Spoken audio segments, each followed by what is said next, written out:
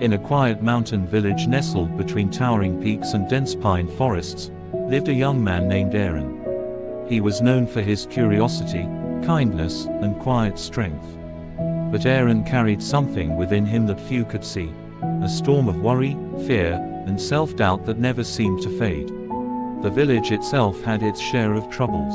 Harsh winters, unpredictable landslides, and limited resources made life a daily challenge. Most villagers found ways to survive, but few thrived. Arin wanted more than to survive. He wanted to feel peace, purpose, and inner clarity. But the harder he tried, the more chaos he seemed to feel inside. One day, a great storm swept through the valley. Trees fell, homes were damaged, and the river flooded fields.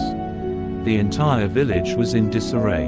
Arin, like everyone else, worked hard to help clean up the damage. But inside, he felt just as broken as the world around him. How can anyone feel peace in a world like this? He wondered. That night, sitting by the river's edge, Arin met an old traveler, a weathered man with bright eyes and a steady presence.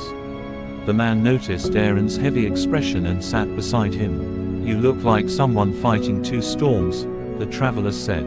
"One outside, and one within." Arin nodded.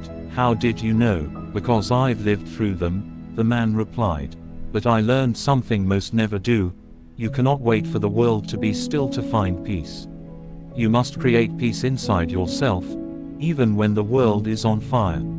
Intrigued, Arin asked, "How?"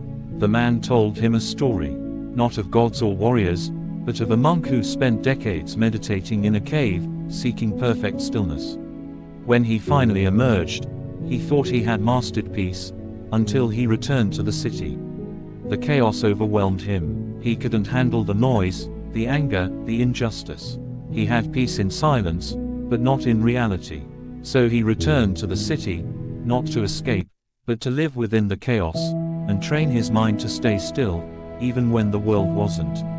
"You see," the traveler said, "real peace isn't about escaping storms. It's about standing in the middle of one, and still choosing not to let it inside you." That night, Arin didn't sleep much. He thought deeply about what the traveler had said. The next morning, instead of running from the noise or waiting for it to pass, he started his own practice. He woke before sunrise, sat by the roaring river, and simply breathed. Every day, some days, it felt impossible. But slowly, he began to notice a shift. The noise outside didn't disappear, but the noise inside started to quiet down. As the years passed, Arin became a man known not just for his strength, but for his calm.